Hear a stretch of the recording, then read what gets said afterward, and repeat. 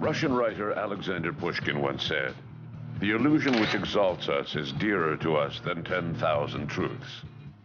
If Pushkin had lived in the 20th century, he would have had a heyday browsing through UFO literature. In this strange world, where faith is often more important than knowledge, swindlers abound. The world is full of tricksters of the imagination.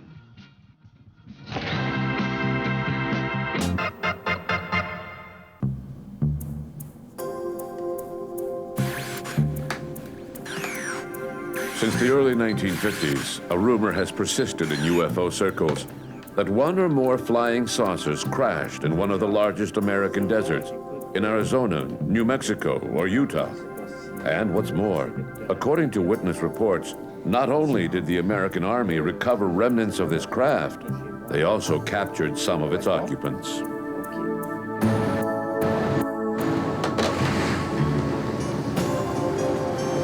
Despite the Army's silence, the mystery has lingered year after year.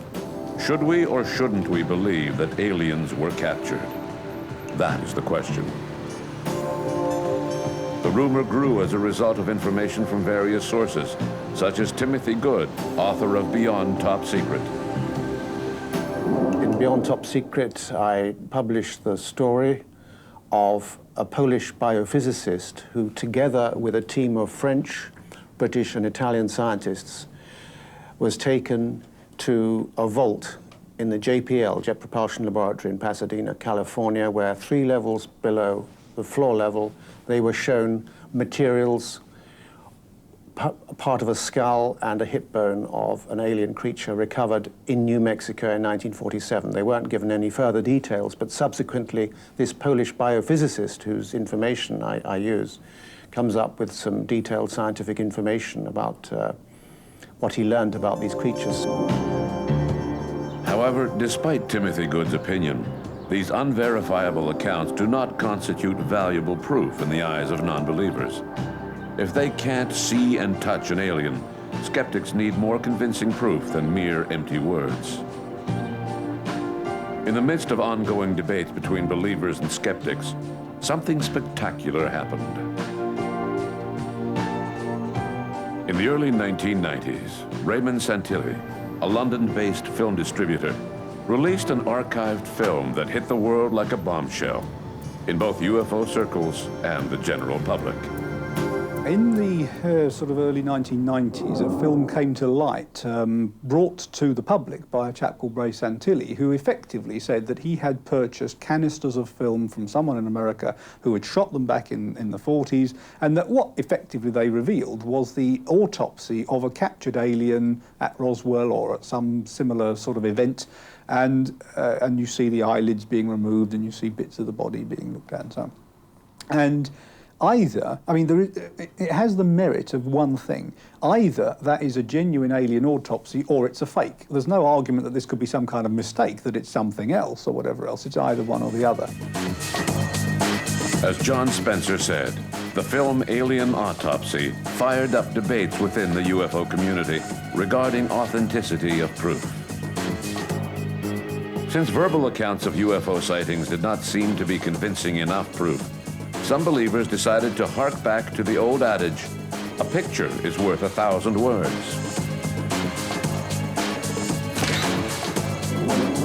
Starting in the 1950s, a series of amazing photos began to appear in the press. A photo that was supposed to depict an alien charged to the controls of his spacecraft was dubbed Tomato Man because of the perfectly round shape of the head. Upon closer examination of the picture, a pair of eyeglasses could be seen near the burnt body, proving that it was nothing more than a human pilot. In 1982, American UFO researcher Leonard Stringfield published Crash Retrievals Status Report 3, a document that dealt exclusively with alleged UFO crashes. On page 47 of the document, readers can see a picture of what is supposed to be an alien hand found by American agents in southern Florida. The famous photo appeared in several UFO magazines before falling into the hands of a photo professional in Massachusetts. Mark Pelequin had been a medical photographer with Harvard University's Department of Neurobiology for 8 years. When I saw this picture of the alien hand, it struck me first as a very poor quality photograph. I saw right from the top that it was most likely a very poor copy, maybe first generation, of a museum catalog photograph based on what I saw for the lighting and the density of it. Curiously enough, it was about that time too when I saw an exhibit at the Peabody Museum at Harvard on showpieces from P.T. Barnum. And in there was an artifact that he touted around called the Mermaid. It had some obscure origin in the Philippines or something like that, but it was like a fish body with a monkey skull and these hands glued onto it, and the hands looked exactly like the alien hand. Harvard was kind enough to provide me with a photograph, which I sent to authorities the UFO authorities, whom I very much respect, and and the alien hand became no longer the alien hand. In the fall of 1990, newspapers published a photograph of what they claimed to be one of the aliens retrieved in Roswell, stating that the picture had been found in the archives of the deceased Dr. Felix Zago, an obscure Russian UFO specialist. A few months later, a second photograph appeared on the same subject, but much clearer than the first, raising wild speculation in UFO circles. Was it a leak within the Air Force, or a hoax orchestrated by information agencies? Although the origin of the first photo could not be confirmed, the origin of the second one could. In an article published in The Orbiter, American UFO researcher Jim Malesiuk said that he had obtained the photo from Canadian journalist Christian Page. The humanoid in the pictures was nothing more than a wax and latex figure on display in the early 1980s at the Strange World Pavilion, one of the few buildings still remaining from the 1967 Man and His World exhibition. In February 1990, a few years before Raymond Santilli distributed his alien autopsy film, which had allegedly been taped by the U.S. Air Force the day after a flying saucer crashed in the Roswell Desert, American and Canadian UFO researchers began to receive a series of strange documents in the mail.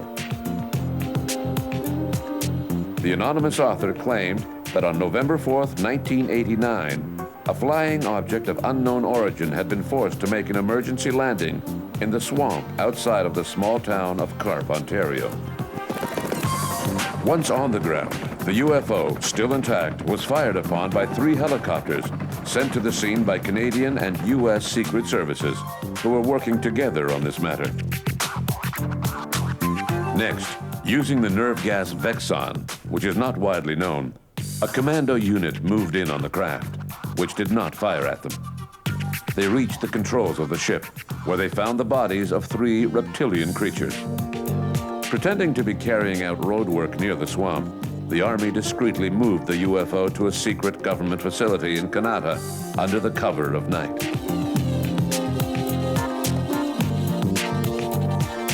As for the mysterious creatures, they were supposedly secretly transported to the University of Ottawa, where CIA physiologists performed an autopsy on them. This incredible tale was accompanied by the topographical map of the area, as well as a photograph of one of the captured creatures. When he got wind of this amazing story, Graham Lightfoot, a local UFO researcher, headed to Carp to investigate for himself. I went to the area and on a Saturday, thinking people would be home, talked to 8 to 10 people, I just forget exactly, and asked them had they seen anything over the swamp. So I talked to people who had the best view of that, and nobody had seen anything. And I was getting a bit frustrated, so where else do I go? So I turned and go to the other side of the road, and lo and behold, found 2 people who had seen something. One turned out to be the Labinex, and she told me that a bright light had been seen over the swamp, as bright as arc welding or electric welding at nighttime, and it was at such and such an angle from her house. Later on the same day, I was further down the road and found a younger lady who also told me she saw a bright light in the swamp behind her house, and disturbed the dogs. The light shone through their windows. So in talking to those people, they didn't know what it was. I didn't know what it was. Interestingly, the story that was given with that report that there'd been a crash said that roads had been cut into the swamp to take out the downed UFO. And even in the winter, when I first looked at that, there was no way anybody had cut a road into that swamp.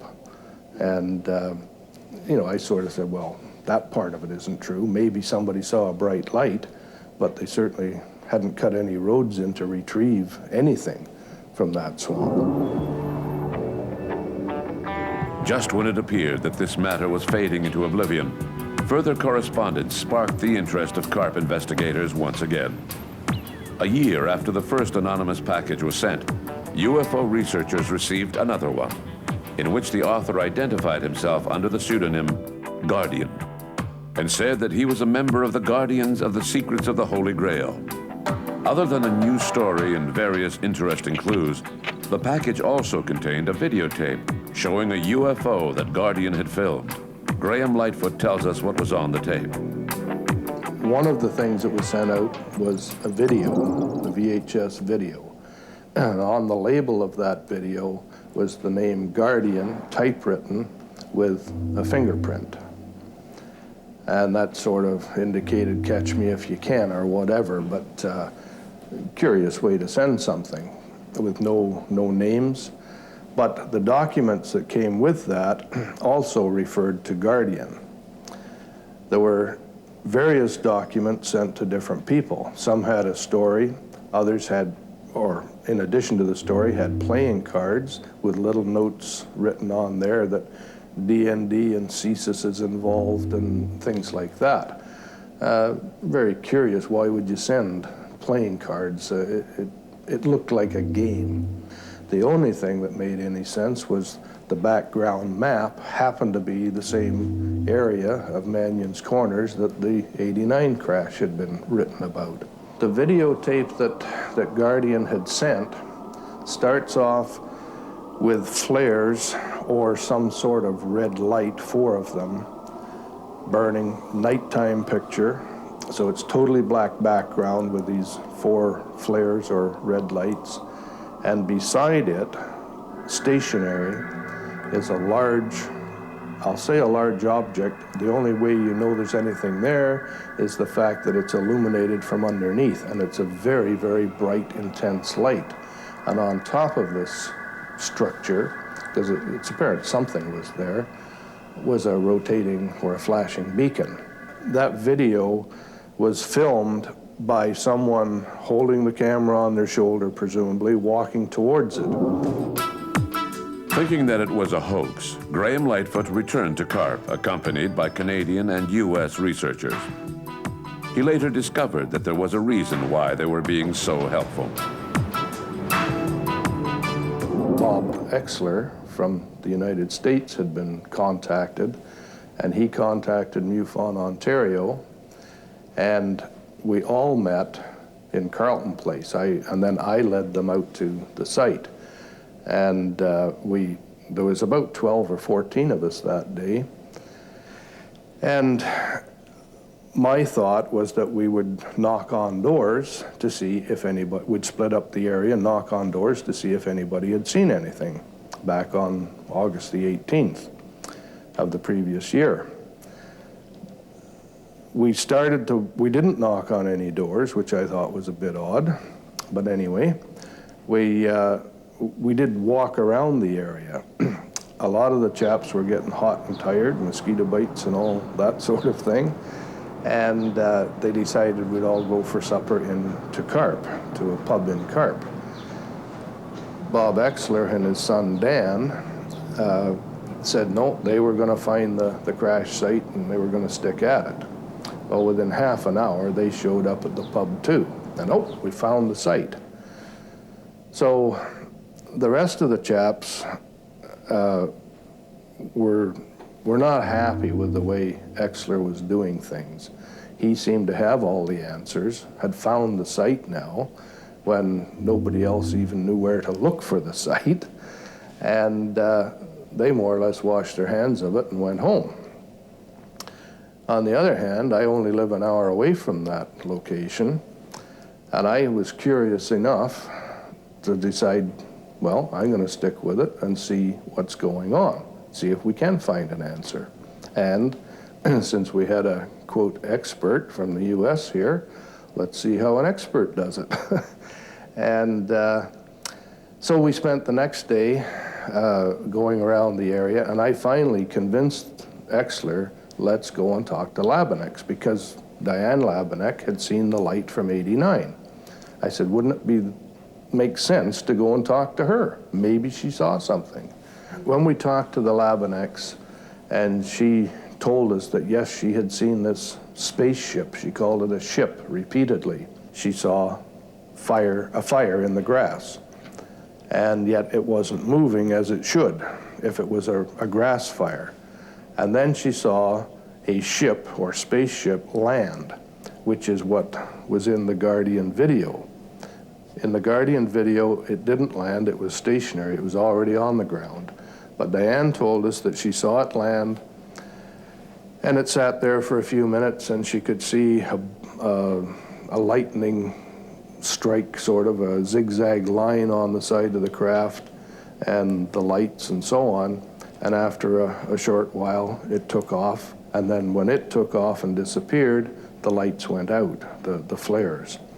Now, that's her story, but what she described matched pretty closely what Guardian had sent on his video.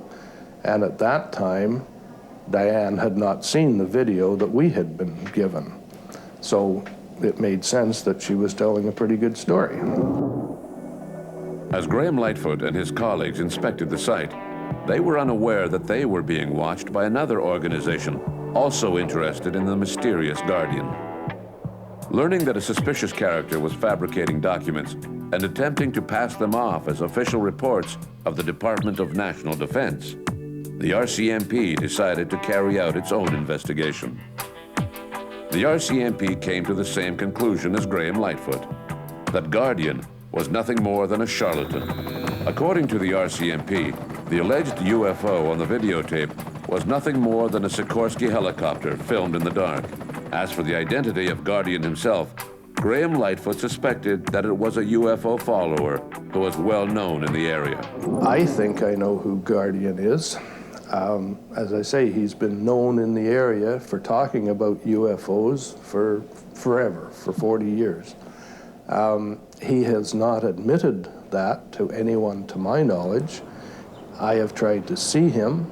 I've knocked on his door because I think I know who it is, but he won't even answer the door. So I think it was probably done as a game. When I say game, it was just fun. It was something to do. Can we do it? And looking at the video, I'd say they did a pretty good job. Although the second-hand account of the Karp incident was fairly simple to solve, others were much more complicated, like the Umo affair, a case so wrapped in mystery that many still doubt today that it could have been a hoax. One of the most ardent defenders of the Umo affair is Professor Jean-Pierre Petit, an astrophysicist and research director for the French National Center for Scientific Research, or CNRS. Petit literally shocked his colleagues in 1990 when he announced that some of his work had been inspired by Umite messages, a collection of typewritten letters that were primarily in Spanish. These letters were accentuated with odd words of so-called alien origin and signed by alleged visitors from the planet Umo, What's interesting is what we do with our lives. I may be the only person interested in the subject of UFOs who published scientific articles in high-profile magazines about fluid mechanics, ionized gases, cosmology, and geometry. Through reflection, I was able to produce high-quality material. What's published in UFO magazines nowadays is completely different. And I'm telling you that I was very inspired by the UMO letters.